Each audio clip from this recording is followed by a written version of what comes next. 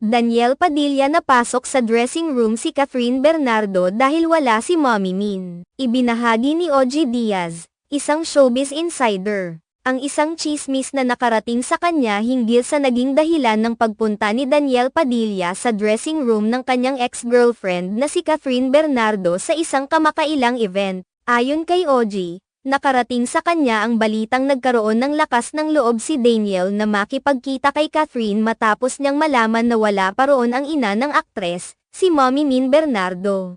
Sa pinakabagong episode ng Showbiz Updates, na ipinalabas noong Huwebes ika-12 ng Disyembre, inilahad ni OG na may mga chismis na nagsasabing nagkaroon ng pagkakataon si Daniel na kausapin si Catherine nang hindi pa dumating ang kanyang ina. Ayon sa mga narinig ni OG, may nagbigay daw ng impormasyon kay Daniel na magandang pagkakataon ito para kausapin si Catherine, kaya't hindi na niya pinalampas ang pagkakataon. Ang chika pa nga, may nagtimbre kay Daniel na samantalahin ang chance na puntahan si Catherine habang hindi pa raw dumarating si Mommy Min, sabi ni OG. Binanggit pa niya na kung totoo man ang chismis na nagkita ang dalawa, isang magandang bagay umano iyon dahil, kahit hindi magkaayos bilang magkasintahan, sana magawa nilang maging maayos o magkaibigan. Bagamat sinabi ni OG na hindi niya matitiyak kung ano ang pinag-usapan ng dalawa, ipinahayag niya ang kanyang opinyon na sana ay magkaayos na sila bilang mga ex,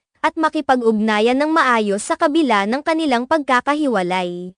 Para kay OG, hindi naman kailangan magbalikan ang dalawa. Ngunit maganda kung magkaibigan na lamang sila, bilang respeto sa isa't isa at sa mga taon na pinagsamahan nila sa kanilang relasyon. Ang isyu ng pagkikita ni Daniel at Catherine sa likod ng mga eksena sa ABS-CBN Christmas Special ay naging laman ng mga usap-usapan sa social media at sa mga fans ng dalawa. Bagamat walang formal na pahayag na inilabas mula sa mga aktor hinggil dito, ang mga chismis ay patuloy na nagpapalakas ng interes at imahinasyon ng mga tagahanga. Hindi maiwasan ng publiko na magbigay ng kanilang reaksyon, habang inaasahan nila ang opisyal na pahayag mula sa magkabilang panig.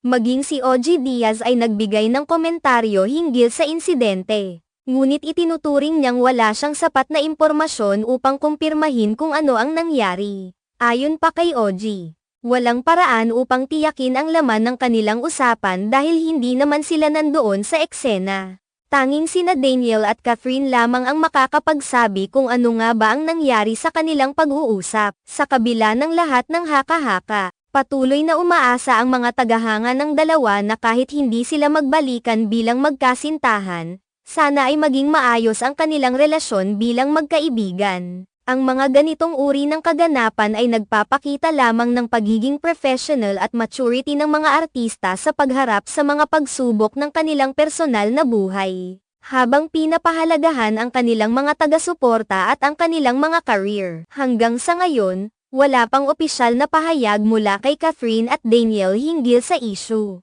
Kaya't ang publiko ay patuloy na nagmamasid at naghihintay ng kanilang reaksyon.